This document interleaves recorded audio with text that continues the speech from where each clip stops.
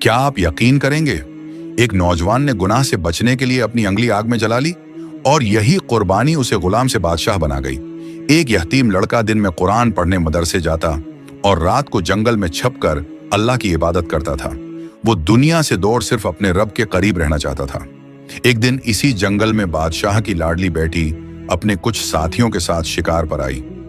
शिकार की दौड़ धूप में वो इधर उधर घूमती घूमती रास्ता भटक गई और अपने साथियों से अलग हो गई। वो सारा दिन तलाश करती रही, मगर शाम हो गई और कोई नजर न आया। चलते चलते वो एक छोटे से घर के पास पहुंची। दिल में खौफ आया, अगर अंदर कोई खतरनाक आदमी हुआ तो। लेकिन जंगली जानवरों की आवाजें सुनकर उसने हिम्मत करके दरवाजा खटखटाया।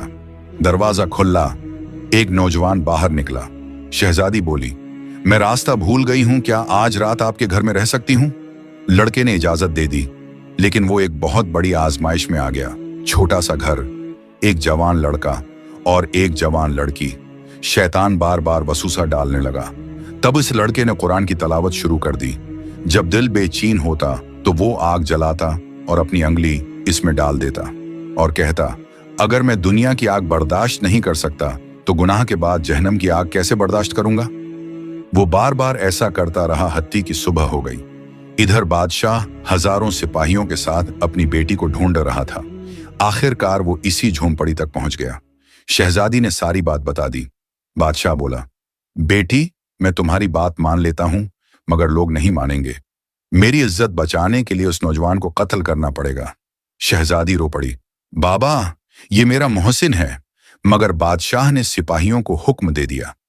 नौजवान को कैद कर लिया गया। कुछ दिन बाद शहजादी छिपकर उससे मिलने गई।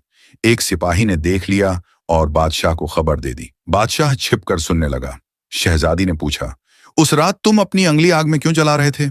नौजवान बोला, जब भी शैतान गुनाह का कहता मैं अपनी अंगली आग में डाल लेता और खुद को याद दिलाता कि दुनिया की आग नहीं सह सकता तो जहन्नम की आग कैसे सहूंगा। ये सुनकर बादशाह रो पड़ा और बुलंद आवाज में कहा, जिस नबी सल्लल्लाहु अलैहि वसल्लम के गुलाम का ईमान ऐसा हो, वो गुनाहगार कैसे हो सकता है? बादशाह ने हुक्म दिया, यह नौजवान मुजरिम नहीं बल्कि बादशाह बनने के काबिल है। इसी वक्त उसे ताज पहनाया गया, अपनी बेटी से शादी करवाई गई और तख्त पर बैठा दिया गया। जो अल्लाह से डरता है, दुनिया खुद उसके कदमों में आ जाती है।